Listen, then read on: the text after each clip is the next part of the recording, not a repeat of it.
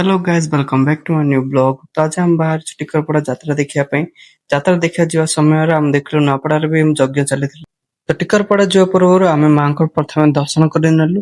ଦର୍ଶନ କରିବା ପରେ ଆମେ ବାହାରି ପଡିଥିଲୁ କିଛି ଅନ୍ନ ଭୋଜନ କରିବା ପାଇଁ। ତ ଏବେ ଆମେ ଆସି ଯାଇଥିଲୁ ପ୍ରସାଦ ସେବନ କରିବା ପାଇଁ। ଦେଖିଲୁ ମା ଏବେ ଝାଡୁ ଯାଇଥିଲୁ ପ୍ରସାଦ ସେବନ କରିବା ପାଇଁ। ଭାଇମାନେ ପ୍ରସାଦ ସେବନ ସମୟରେ ସମସ୍ତ ଭାଇ ଓ ଭଉଣୀମାନେ ମିଶିକି ସାହାଯ୍ୟ ଓ ସହଯୋଗ କରୁଛନ୍ତି ସମସ୍ତଙ୍କୁ। ମାଙ୍କୁ ଦର୍ଶନ କରିବା ଓ ଯାତ୍ରା ଦେଖିବା ଏବଂ ଅନ୍ନ ଭୋଜନ କରିବା ପାଇଁ ଲୋକଙ୍କର ମଧ୍ୟ ବହୁତ ଭିଡ ରହିଥିଲା। ବର୍ତ୍ତମାନ ଏବେ ଅନ୍ନ ଭୋଜନ ଆରମ୍ଭ ହେଇଗଲାଣି। ପ୍ରସାଦ ସେବନ ପରେ ଆମେ ଆସି ଯାଇଥିଲୁ ମେଳା ବୁଲିବା ପାଇଁ। ତ ମେଳାରେ ଆମେ ବହୁତ ରାମଦୋଳି ଏମିତି କୁନି କୁନି ପିଲାମାନଙ୍କର ଖେଳନା ଦେଖି ଆମେ ବାହାରି ଯାଇଥିଲୁ ପୁଣି ଟିକରପଡା ଯାତ୍ରା ଦେଖିବା ପାଇଁ। ଆମେ ସମସ୍ତେ ରେଡି ହେଇଗଲୁ।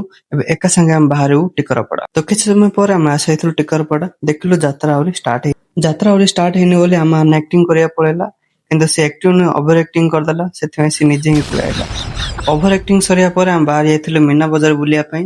ମୀନା ବଜାର ଯିବା ସମୟରେ ଆମେ ଦେଖିଲୁ ବହୁତ ଡେକୋରେସନ ଯୋଉ ଥିଲା ବହୁତ ଭଲ ଲାଗୁଥିଲା। ଦେଖିବାକୁ ଗଲେ ନୂଆପଡା ଯାତ୍ରା ବି ବହୁତ ବଡ ଥିଲା। କମେଣ୍ଟ କରି କହିବେ ଆପଣଙ୍କ ଯାତ୍ରା କେମିତି ଲାଗିଲା। ଆମ ଚ୍ୟାନେଲକୁ ନୂଆ ଆସନ୍ତୁ ତ ଲାଇକ୍ ଆଣ୍ଡ ସବସ୍କ୍ରାଇବ କରିବାକୁ ଭୁଲିବେନି। ଧନ୍ୟବାଦ।